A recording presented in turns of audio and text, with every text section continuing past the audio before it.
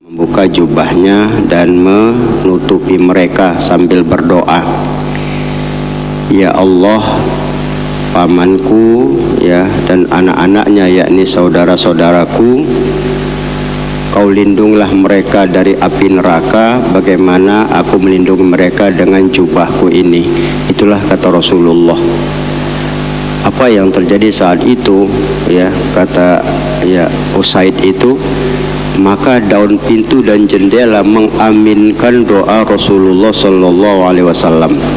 Wah, itu kan luar biasa, kita bilang ya, nggak tanggung-tanggung, bukan cuma manusia, tapi daun pintu dan jendela itu mengaminkan.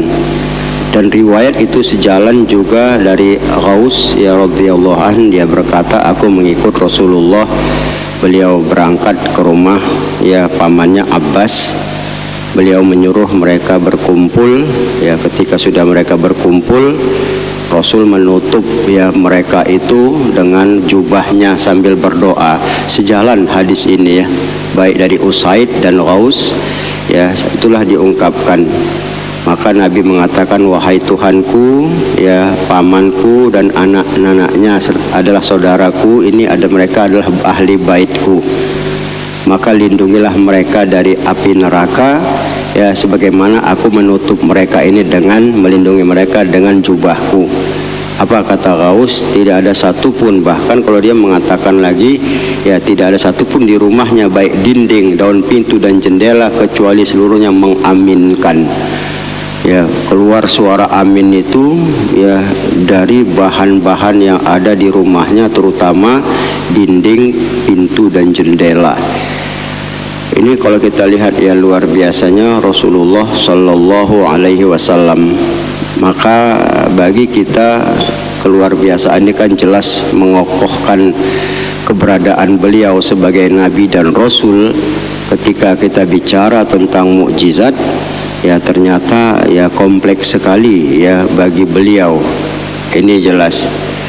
Satu riwayat lain juga dari Imam Baihaqi dan Turmuzi ya, Rasul pernah datang serombongan dari Yaman ya, ini malah anak kecil ya berbicara. Mereka datang ya rombongan dari Yaman itu, maka ada di situ seorang yang menggendong anaknya yang masih bayi.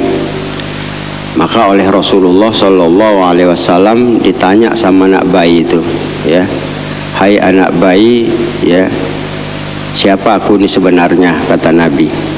Maka bayi itu mengatakan, engkau adalah Rasulullah.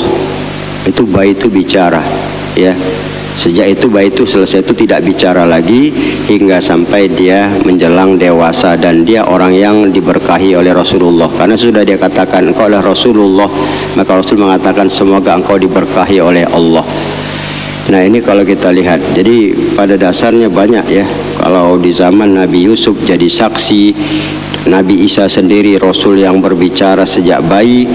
Juraij juga merupakan salah satu bukti, ada bayi yang menjadi bukti bahwa dia bukanlah ya ayah dari bayi itu. Dan ternyata di masa Rasulullah juga ya ada bayi yang berbicara di hadapan beliau. Maka ya sebagian orang Yaman yang datang itu mereka masuk Islam dari pernyataan bayi tersebut. Ini satu hal yang kalau kita lihat ya sangat banyak sebenarnya ya, sepertinya apa yang pernah terjadi pada masa-masa nabi-nabi yang lalu itu ya terjadi pada Rasulullah Sallallahu Alaihi Wasallam. Maka itu kalau beliau sebagai Sayyidul Anbiya wal Mursalin ya, penghulu sekalian nabi dan rasul, itu ya bukan sekedar ya gelar yang disampaikan, tapi adalah bukti yang nyata ya, pengokohan terhadap ya Rasulullah Sallallahu Alaihi Wasallam, bahwa keberadaan beliau sebagai Nabi dan Rasul, sebagai Sayyidul Anbiya wal Mursalin, tidak perlu diragukan sedikit pun ya di hati kita umat Islam ini. Yang jelas bahwa banyak bukti yang bisa kita dapatkan informasinya, tinggal kitalah mau menelaah, meneliti, membaca apa tidak. Ini permasalahan yang menjadi tantangan bagi kita. Saya kira demikian.